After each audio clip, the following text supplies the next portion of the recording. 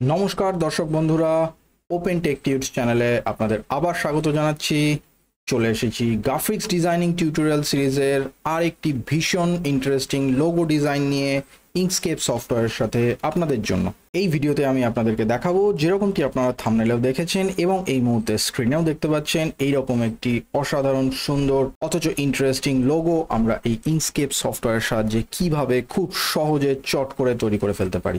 এই ধরনের logo design আপনারা যে কোনো কোম্পানির সিম্বল হিসেবে, আইকন হিসেবে, পোস্টার অথবা ব্রোশারে অথবা লেটার হেডে ব্যবহার করতে পারেন। তাহলে দেরি না করে চলুন দেখে নিই এই কাজটা আমরা এই ইঙ্কস্কেপ সফটওয়্যারের সাহায্যে কিভাবে করে ফেলতে পারি। দর্শক বন্ধুরা, আমরা ইঙ্কস্কেপ সফটওয়্যারে চলে এসেছি। প্রথমেই দেখিনি আমি ইঙ্কস্কেপ সফটওয়্যারের এই মুহূর্তে যে ভার্সনটি ব্যবহার করছি তার জন্য হেল্প মেনুতে চলে যাব এবং এখান থেকে অ্যাবাউট ইঙ্কস্কেপ অপশনটি নিয়ে নিচ্ছি। দেখতে পাচ্ছেন আমি এই মুহূর্তে ইঙ্কস্কেপের 1.2 ভার্সনটি ইউজ করছি, যেটা অনেকটাই ওল্ডার ভার্সন। এই মুহূর্তে ইঙ্কস্কেপের অফিসিয়াল ওয়েবসাইটে এর থেকে অনেক লেটেস্ট ভার্সন অ্যাভেলেবল রয়েছে। ওয়েবসাইটটির লিঙ্ক আমি ডেসক্রিপশন বক্সে দিয়ে রাখবো। মনে হলে ওয়েবসাইটটি ভিজিট করে আপনারা লেটেস্ট ভার্সন ডাউনলোড করে নিতেই পারেন। এই ওল্ডার ভার্সনে কাজটা করে দেখানোর একটাই উদ্দেশ্য যে এই ওল্ডার ভার্সনও এই ধরনের কাজ করতে যথেষ্ট কেপেবল। তবে অবশ্যই আমি রেকমেন্ড করব আপনারা কোনো লেটেস্ট ভার্সন ডাউনলোড করেও কাজটা খুব সহজেই এবং অনায়াসে করে ফেলতে পারেন। উইন্ডোটি ক্লোজ করে দিচ্ছি। কাজের শুরুতে একটু পেজ সেট আপ করে নেব। সেটার জন্য আমাদের এই পেজটাকে আমরা পোর্ট্রেট মোডে না রেখে আমরা ল্যান্ডস্কেপ মোডে নিয়ে যাব। তার জন্যে আপনি ফাইল মেনুতে চলে যেতে পারেন এবং এখান থেকে ডকুমেন্ট প্রপার্টিজ অপশনটি সিলেক্ট করতে পারেন। এছাড়াও আপনাদের ইঙ্কস্কেপ সফটওয়্যারের একদম টপে যে স্ট্যান্ডার্ড টুলবারটি রয়েছে সেই স্ট্যান্ডার্ড টুলবারের এই আইকনটিতে যদি আপনাদের ভিজিবল থাকে তাহলে এই আইকনটিতেও প্রপার্টি ডকুমেন্ট এডিট করা যায়। এটায় ক্লিক করেও একই উইন্ডো আপনাদের ওপেন হবে। যদি আইকনটি এখানে না দেখতে পান তাহলে ফাইল মেনুতে চলে যান এবং এখান থেকে ডকুমেন্ট প্রপার্টিজ অ্যাক্টিভেট করে নিন। এরকম একটি উইন্ডো চলে আসবে। আমরা সিম্পলি এখানে শুধুমাত্র ওরিয়েন্টেশনটাকে ল্যান্ডস্কেপ করে নেব, আর বাকি যা ডিফল্ট সেটিং আছে আমরা এই মুহূর্তে চেঞ্জ করছি না। উইন্ডোটাকে ক্লোজ করে দিচ্ছি। পেজটাকে ভালোভাবে ভিউ করার জন্য আমাদের স্ট্যান্ডার্ড টুলবারে জুম সেকশনে এই যে আইকনটা আমরা দেখতে পাচ্ছি, zoom to fit page in window, এই বাটনটায় ক্লিক করে দিতে পারি। অথবা যদি বাটনটা আপনাদের স্ট্যান্ডার্ড টুলবারে ভিজিবল না থাকে তাহলে ভিউ মেনুতে চলে যেতে পারেন। এখান থেকে জুম এবং এখান থেকে জুম পেজ অপশনটি সিলেক্ট করে নিলেও একই কাজটা হবে। আমাদের পেজ সেটআপ কমপ্লিট। এবার আমরা সরাসরি কাজে চলে যাব। তার জন্য আমরা সার্কেল টুলটা ব্যবহার করব। সার্কেল টুলটা আমরা লেফট সাইড টুলবার থেকে এই আইকনটাকে ক্লিক করে ডাইরেক্ট অ্যাক্সেস করতে পারি, অথবা কিবোর্ডে ই কি প্রেস করেও সার্কেল টুলটাকে অ্যাক্সেস করা যেতে পারে। আমি এখান থেকে ক্লিক করে সার্কেল টুলটা অ্যাক্টিভেট করে নিচ্ছি। সার্কেল টুলটা ইউজ করার সময় আমাদের কন্ট্রোল কি প্রেস অ্যান্ড হোল্ড করে ধরে রাখার প্রয়োজন পড়বে, নত এটা একটা ইলিপস ক্রিয়েট করবে। যদি সার্কেল ক্রিয়েট করতে হয় তাহলে কন্ট্রোল কি হোল্ড করে আমাদের ক্রিয়েট করতে হবে, খানিকটা এইরকম ভাবে।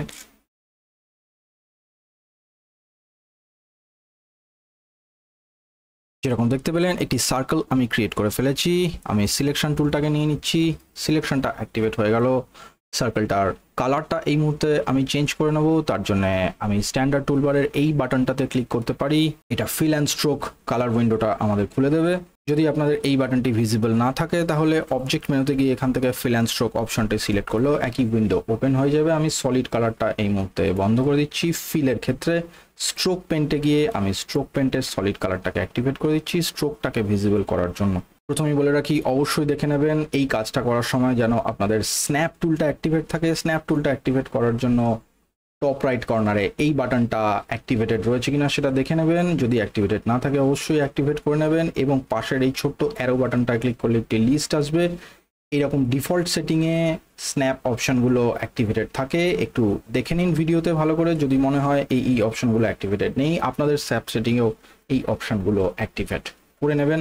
এখন আমি এই সার্কেলটার একটি ডুপ্লিকেট কপি ক্রিয়েট করব। তার জন্য এডিট মেনুতে চলে যাচ্ছি। এখান থেকে ডুপ্লিকেট অপশনটি নিয়ে নেব এবং এই সার্কেলটাকে একদম হরাইজন্টালি একটু লেফট সাইডে মুভ করব। যে ডুপ্লিকেট কপিটা আমরা ক্রিয়েট করলাম তার জন্য কন্ট্রোল কি প্রেস অ্যান্ড হোল্ড করে ধরে রাখবো, খানিকটা এইরকম ভাবে।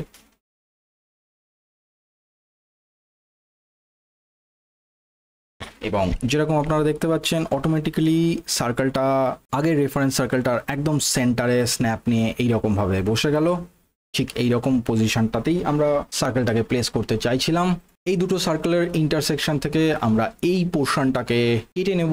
তার জন্য একটা অসাধারণ টুল এই ইঙ্কস্কেপ সফটওয়্যারে দিয়ে দেওয়া আছে, এর জন্য আমরা এই দুটো সার্কেলকে একবারে এই সিলেকশন টুল দিয়ে রেক্ট্যাঙ্গেল করে সিলেক্ট করে নিতেই পারি এবং এরপরে পাথ মেনুতে চলে যাব, এখান থেকে ইন্টারসেকশন বলে অপশনটি আমরা সিলেক্ট করে নেব। দেখুন এই অপশনটা আমাদের সফটওয়্যার ক্রপ করে রেডি করে দিয়ে দিল এই পোর্শনটা এবং বাকি পোর্শনগুলোকে ওমিট করে দিল। এই পোর্শনটা আমাদের লোটাস লোগোর একটা পেটাল হিসেবে আমরা ব্যবহার করব। এই পোর্শনটাকে আমি একটু স্কেল করে নিচ্ছি, তার জন্য এই সিলেকশন টুলে কন্ট্রোল অ্যারোগুলো দেখতে পাচ্ছেন, এগুলোই স্কেলিং এর কাজ করে। আমি সিম্পলি এই বটমের কন্ট্রোল আইকনটাকে ধরে ড্র্যাগ করে একটুখানি স্কেল করে নিচ্ছি। আমি খানিকটা এইরকম সাইজের স্কেল করে নিলাম এবং এটাকে প্লেস করে এখানে বসিয়ে দিচ্ছি। এবার আমরা এই পেটালটার উপরে কালার গ্রেডিয়েন্ট ইফেক্ট অ্যাপ্লাই করব। তার জন্য এটা সিলেক্টেড অবস্থায় এই ফিল অ্যান্ড স্ট্রোক উইন্ডোর ফিল ট্যাবে চলে যাব এবং এখান থেকে সরাসরি এই লিনিয়ার গ্রেডিয়েন্ট অপশনটাকে সিলেক্ট করে নেব। দেখুন গ্রেডিয়েন্ট অ্যাক্টিভেট হয়ে গেছে। এই গ্রেডিয়েন্টটাকে এডিট করার জন্য আমরা লেফট সাইডের টুলবারে এখান থেকে এই গ্রেডিয়েন্ট টুলটাকে আমরা সিলেক্ট করে নেব এবং এই গ্রেডিয়েন্টটা অ্যালাইনমেন্টটা আমাদের চেঞ্জ করতে হবে। তার জন্য এই বাটনটাকে click and hold and drag করে আমি এইখানে বসিয়ে দিলাম, এটা অটোমেটিক্যালি স্ন্যাপ নিয়ে গেল এবং এই দিকের বাটনটাকে আমি click and drag and hold করে এইখানে বসিয়ে দিলাম, এটা অটোমেটিক্যালি স্ন্যাপ নিয়ে বসে গেল। এবার আমরা ফিল অ্যান্ড স্ট্রোক কন্ট্রোল সেকশনে দেখতে পাচ্ছি দুটো কালার বক্স বা কালার বাটন রয়েছে এবং স্লাইডারেও আমাদের দুটো কালার স্লাইডার রয়েছে, অর্থাৎ এটা ডুয়াল কালার গ্রেডিয়েন্ট এই মুহূর্তে রয়েছে। গ্রেডিয়েন্ট নিয়ে ডিটেলস জানতে গেলে গ্রেডিয়েন্টের উপর আমি একটা ভিডিও করে রেখেছি, ভিডিওটির লিঙ্ক আমি ডেসক্রিপশনে প্রোভাইড করে রাখবো, এখানে ডিটেলসে আমি বলছি না। আমি বটম কালার সোয়াচটাকে সিলেক্ট করলাম। বটম কালার সোয়াচের আলফা ভ্যালুটা একদম 0 করা থাকে, যেটা কিনা আমাদেরকে 100 করতে হবে। তার জন্য এই চ্যানেলটাকে আমরা স্লাইডারটাকে মুভ করে 100 করতে পারি অথবা সরাসরি এখানে ভ্যালু পুট করে 100 ভ্যালু পুট করার মাধ্যমে ওটাকে 100 করতে পারি। দুটোই সলিড ব্ল্যাক কালার হয়ে গেল। আমরা এখান থেকে এখন এর কালারটা চেঞ্জ করব। টপের কালারটা আমি খানিকটা এইরকম কালার সিলেক্ট করছি এবং বটমের কালারের জন্য আমি এখান থেকে সোয়াচে এই কালারটা সিলেক্ট করে নিলাম। বটমের কালারের জন্য আমি খানিকটা এইরকম কালার সিলেক্ট করছি।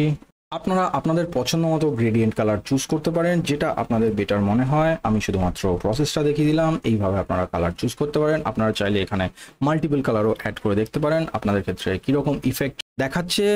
এখন এই মুহূর্তে যেটা আমাদের অবশ্যই করতে হবে, এই গ্রেডিয়েন্ট কালার অ্যাপ্লাই হওয়ার পরে এই গ্রেডিয়েন্টের ব্লেন্ড মোডটাকে আমরা এইখান থেকে যে বাটনটা দেখতে পাচ্ছেন এখান থেকে নর্মাল বাই ডিফল্ট রয়েছে, এটাকে আমরা স্ক্রিন করে দেবো এবং এটা করা ভীষণ প্রয়োজন। আমরা আমাদের লোগোটা যেভাবে ক্রিয়েট করতে যাচ্ছি তার উপরে যেরকম কালার ইফেক্ট দেওয়া রয়েছে তার জন্য এটা আমাদের করতেই হবে, অবশ্যই এটা মনে করে নেবেন। আমরা এখানে ব্লেন্ড মোডটাকে স্ক্রিন করে নিলাম এবং ফাইনালি এই মুহূর্তে স্ট্রোকটার আমাদের আর প্রয়োজন পড়বে না। স্ট্রোক পেন্ট অপশনে গিয়ে স্ট্রোকের কালারটাকে আমরা নান করে দিচ্ছি, সিলেকশন টুলটা নিয়ে নিলাম। আমাদের রেফারেন্স পেটালটা রেডি হয়ে গেছে।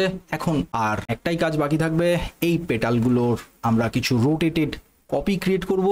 এর জন্য আমি সবচেয়ে সিম্পলেস্ট প্রসেস দেখিয়ে দিচ্ছি, যদিও আমরা এক্ষেত্রে একটা টুল ব্যবহার করতেই পারতাম, যেই টুলটা আমার আগের ভিডিওতে প্রচুর ব্যবহার করেছি, সেটা হলো টাইল ক্লোন টুল।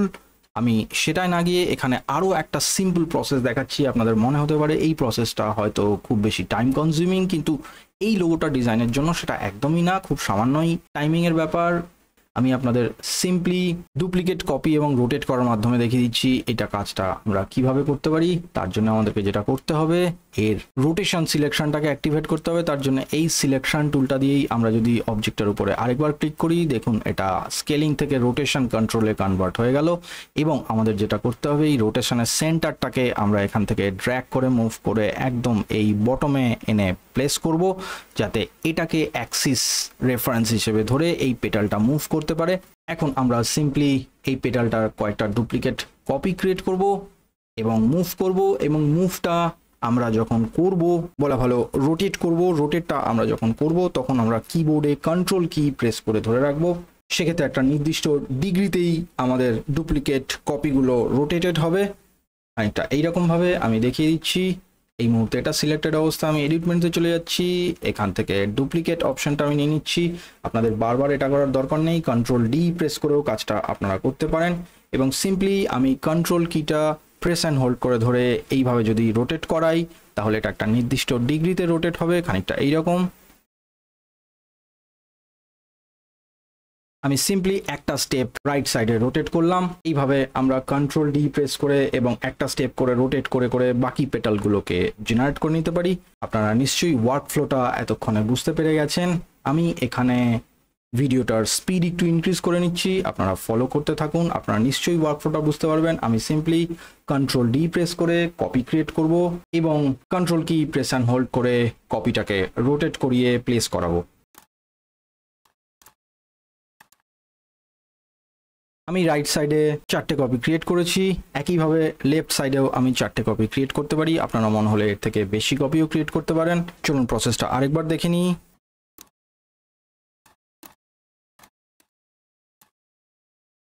লেফট সাইডে এবং রাইট সাইডে আমি টোটাল 3টে করে কপি ক্রিয়েট করলাম। মনে হলে আরও একটা করে কপি লেফট সাইডে এবং রাইট সাইডে ক্রিয়েট করে নেওয়া যেতে পারে।